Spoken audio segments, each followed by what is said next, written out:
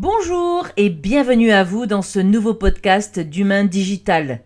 Je suis Corinne Blanc-Faugère, révélatrice de charisme et de valeur. Je suis l'anti-sieste de votre impact. Bonjour et bienvenue dans ce nouveau podcast où aujourd'hui j'ai décidé de vous parler des ressources inépuisables de l'improvisation. Certains d'entre vous le savent peut-être. Dans mon livre Maîtriser l'art de la répartie aux éditions Le Duc Pratique, en sous-titre 10 clés incontournables pour vous affirmer avec succès, justement l'une des clés, la 10e plus précisément, s'intitule Les ressources inépuisables de l'improvisation. Et aujourd'hui, j'avais envie de partager avec vous ce chapitre, de vous faire une lecture vivante évidemment, de ce chapitre-là. Je vais sans doute le morceler en plusieurs podcasts parce que les techniques d'improvisation, on ne sait pas forcément ce que c'est en réalité. On entend improviser, d'accord, mais après, qu'est-ce que c'est pour le kidam? C'est peut-être pas très clair et voire un peu opaque. Et donc, vu que depuis cette rentrée 2020, j'ai décidé d'ouvrir une école que j'ai appelée des mots à la bouche, une école de communication pour les professionnels que j'ai ancrée dans le Gard, plus exactement la charmante commune de Marguerite. Eh bien, je vais commencer ces interventions, ces ateliers, ces stages et ces conférences par un stage justement de découverte des techniques d'improvisation pour gagner en aisance et en répartie. Donc si vous êtes dans le coin, le premier aura lieu le dimanche 27 septembre, inscrivez-vous. Voilà, il y a de la place, c'est toujours une ambiance sympathique en général. Et je vais proposer ce genre de stage-là en dehors des ateliers et des formations au thème un peu plus classique, à partir de ces techniques d'improvisation, tous les derniers dimanches du mois. Et je vous invite à aller voir ma chaîne YouTube, la chaîne YouTube d'Humain Digital Devenez Remarquable, où je fais une vidéo où j'explique ça. Et puis sur la page d'inscription aussi de ces stages, vous pouvez en voir un petit peu partout des explications, ici ou là. Et donc, ce qui est important de savoir, c'est que la répartie et l'improvisation, en fait, sont des sœurs jumelles qui s'aiment profondément et qui sont très complices. D'ailleurs, ne dit-on pas que la vie est une longue improvisation? Et depuis que j'ai découvert les techniques d'improvisation théâtrale en 1994, je n'ai cessé de me révéler et de développer ma répartie de façon exponentielle. En parallèle de ma formation de théâtre, à l'issue de mon cursus universitaire en psychologie, j'ai eu le grand privilège de participer à un séminaire animé par MB Rosenberg à Londres, qui est le fondateur de la communication non violente. Et si vous ne l'avez pas lu, je vous invite à vous procurer son ouvrage Les mots sont des fenêtres ou des murs, parce que ce livre est un véritable plaidoyer pour des relations humaines pacifistes et équilibrées. Donc, après ce séminaire animé par Rosenberg à Londres, j'ai eu la confirmation en fait que les êtres humains peuvent entretenir entre eux des relations sereines, motivantes et épanouissantes. Oui, oui. Même encore aujourd'hui en 2020. Et pour le futur, j'espère. Basées sur des relations qui sont basées sur la stimulation de notre créativité individuelle et de notre écoute mutuelle. Parler est un besoin, écouter est un art, nous proposait Goethe. Maintenant, je voudrais vous présenter les vertus de l'improvisation. En anglais, to improve signifie améliorer. Et improve est le terme officiel pour désigner l'improvisation, l'impro, autrement appelé. Et la pratique des techniques d'improvisation théâtrale est une manière extraordinaire et en plus ludique, d'acquérir progressivement une répartie efficiente et définitive.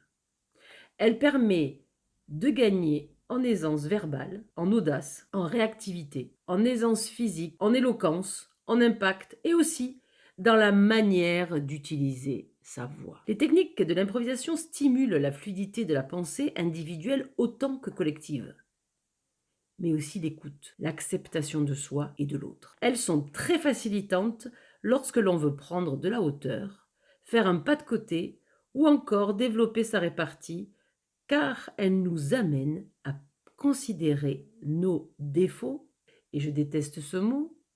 Je vous invite à parler plutôt d'axes d'amélioration, de points d'amélioration, et de considérer du coup ce terme de défaut comme des qualités. Oui, en réalité, c'est ça qui est merveilleux à partir des techniques d'improvisation théâtrale, quand on commence à y baigner dedans et on accepte qu'elle modifie un petit peu, qu'elle vienne nous chercher un petit peu dans nos mentalités, on s'aperçoit finalement que c'est un sacré pas de côté qu'elle nous invite à faire et qu'au-delà de l'invitation, c'est un pas de côté qu'on fait sans s'en rendre compte.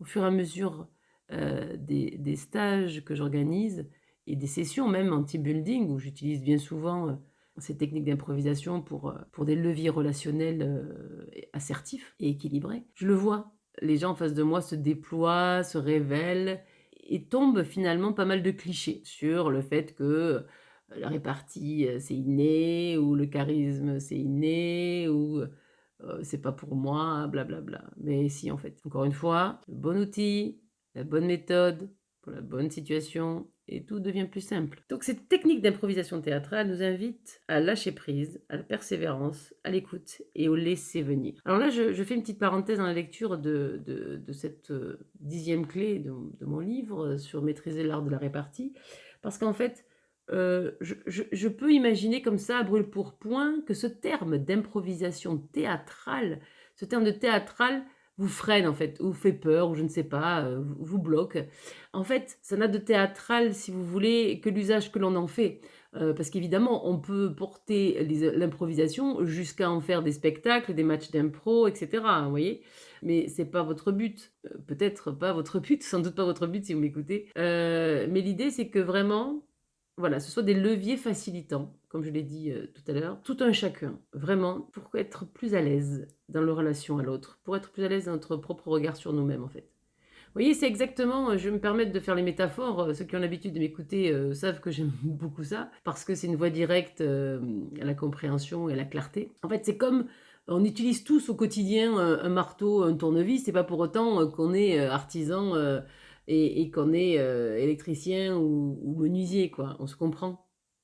Donc en fait, on peut arriver à se familiariser avec les usages des jeux, des techniques d'improvisation, sans pour autant qu'on en fasse nous-mêmes du théâtre ou qu'on en fasse de la scène. Vous comprenez? J'espère que je suis claire.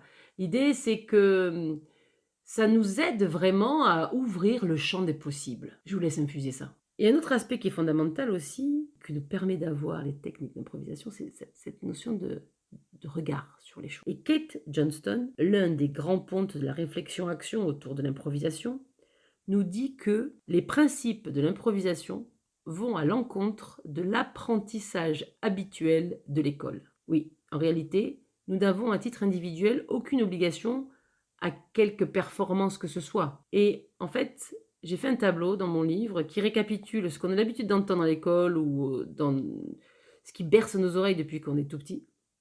Et le mindset, c'est-à-dire l'état d'esprit d'ouverture et d'échange que nous offre, que nous propose la mentalité de l'improvisation et des techniques d'improvisation. On continue? Ça vous dit de découvrir? Allez, feu. Donc voici ce que l'on obtient lorsque l'on met en perspective ces deux états d'esprit, le discours de l'école et le mindset de l'improvisation. Vous allez voir, tout va devenir beaucoup plus clair. Donc imaginez un tableau avec deux colonnes.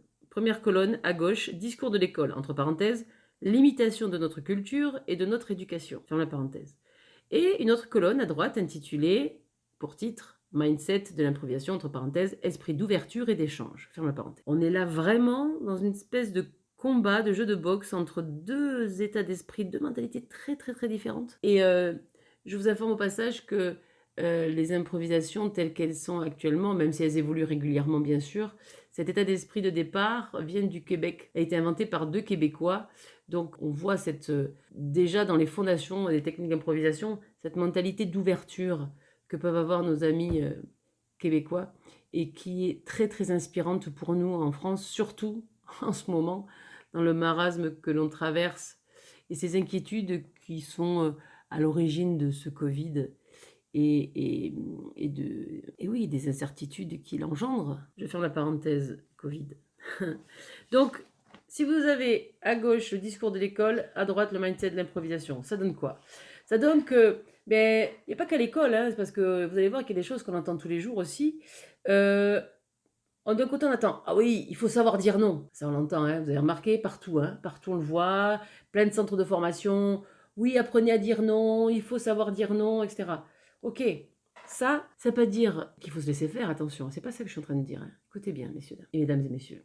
Ça veut dire en fait que attention par quoi on se laisse bercer, attention par quoi on se laisse impacter, par quoi on se laisse influencer, motiver au fur et à mesure des jours qui passent. Parce que si sans arrêt vous vous dites il faut que je sache dire non, vous vous mettez sur un certain rail. En revanche, ce que nous propose le mindset de l'improvisation, et c'est pour ça d'ailleurs que dans mon livre j'ai intitulé une clé l'art précieux de savoir dire oui, parce que notre oui est très précieux en réalité. Et ça, dans notre société actuelle, à force de valoriser le non, ben, ce qui me navre, sincèrement, hein, ce qui me navre, c'est qu'on oublie d'accorder toute sa valeur à notre oui. Et moi, je vous invite vraiment à considérer ça, en fait. C'est le oui qui a de la valeur. C'est pas le non. Parce que votre oui, il a de la valeur. Pourquoi? Parce que c'est le signe de votre engagement. C'est le signe de votre acceptation. C'est le signe de votre accord. Donc il est très précieux. Donc je vous invite à partir de maintenant à focaliser plutôt sur le oui que plutôt sur le non. On continue? Mais d'un côté, vous avez les discours de l'école et de la mentalité culturelle française qui vous dit méfiez-vous des autres et soyez les meilleurs. Ah, vous avez entendu ça, hein? Ça vous résonne, non? Au plexus solaire, là, vous le sentez? Méfiez-vous des autres et soyez le meilleur. Bon, évidemment, je ne suis pas très objective avec la voix que je vous partage. On est bien d'accord. Mais c'est aussi pour mettre un petit peu de côté ludique dans mon enregistrement. Alors que, pardon, le mindset de l'improvisation nous invite à nous ouvrir aux autres, justement, en toute assertivité, sans peur, sans préjugés, sans préconçus. Ouvrez-vous aux autres. Qu'est-ce que ça vous fait au centre, là, au plexus? Est-ce que ça vous fait la même chose? D'un côté, méfiez-vous des autres et soyez le meilleur. Et de l'autre côté, ouvrez-vous aux autres, entre parenthèses, et enrichissez-vous de ces échanges. Enrichissez-vous mutuellement. Avançons ensemble sur le grand jardin de la vie pour nous permettre de planter des graines mutuelles et de faire grandir et fleurir toutes ces belles relations, ces belles connaissances, ces belles compétences, ces belles qualités.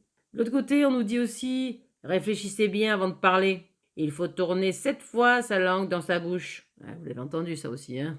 On est d'accord.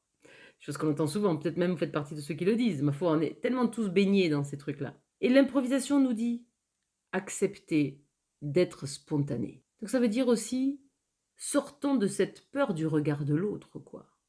Hein? Ça c'est concret. Parce que nous sommes les premiers à nous mettre des freins pas possibles. Mais des fois c'est hallucinant, qui engendrent des blocages dans tous les sens du terme, même des fois des blocages qui vont jusqu'à se bloquer le dos, hein, on est bien d'accord, hein, on se comprend. Hein. Donc c'est vraiment des blocages avec un grand B. Et on voudrait comme ça, du jour au lendemain, quand on en a besoin, que notre cerveau nous donne tout un tas de phrases, de réparties, de punchlines et d'uppercuts verbaux comme ça, pim pam poum, quand on en a besoin. Mais c'est pas possible. On peut pas passer sa vie à se museler, à se contrôler, à dire oh non, non, je vais pas dire ça, ou au contraire être en rapport de force permanent dans la relation à l'autre. Puis d'un coup, que ça soit fluide, non, c'est pas possible. En même temps, notre cerveau est notre ami, donc il suit notre intention. Donc si notre intention, c'est de nous ouvrir à nous, forcément de s'ouvrir aux autres, vous allez voir, tester. Vous allez voir que il va y avoir beaucoup de changements en vous, dans votre ressenti, dans vos blocages et physiques et psychologiques. Franchement, ça vaut le coup de tester. Parfois, l'école et la mentalité, la culture, etc., nous disent un peu de retenue, enfin. On ne peut pas étaler comme ça ses émotions. Et les techniques d'improvisation, cette mentalité qu'elle nous offre, nous dit surtout ne vous censurez pas. Soyez curieux. Soyez curieux de ce que vous propose votre créativité. Soyez curieux de ce que propose votre ressenti, vos compétences, tout ce que vous êtes aujourd'hui, là, ici et maintenant. Soyez curieux de voir quel amalgame, quelle merveilleuse recette ça peut donner pour que, justement, ben, écoutez, ce soit ça aussi votre différenciant. C'est votre manière de voir les choses, votre manière de communiquer, votre manière d'impacter ici et maintenant tout de suite. Et croyez-moi, bien souvent, et de nombreux exemples font foi, quand on lâche spontanément ce qu'on a envie de dire ou ce qu'on a sur le cœur, les effets sont bien plus positifs, en réalité, que quand on les retient en permanence. Qu'en pensez-vous? Eh bien pour aujourd'hui, je Je vous propose qu'on fasse une pause là et la semaine prochaine, je vous partagerai la suite, de ce chapitre, de cette clé qui s'intitule «Les ressources inépuisables de l'improvisation». Et oui, j'espère vous donner envie de continuer. À très bientôt!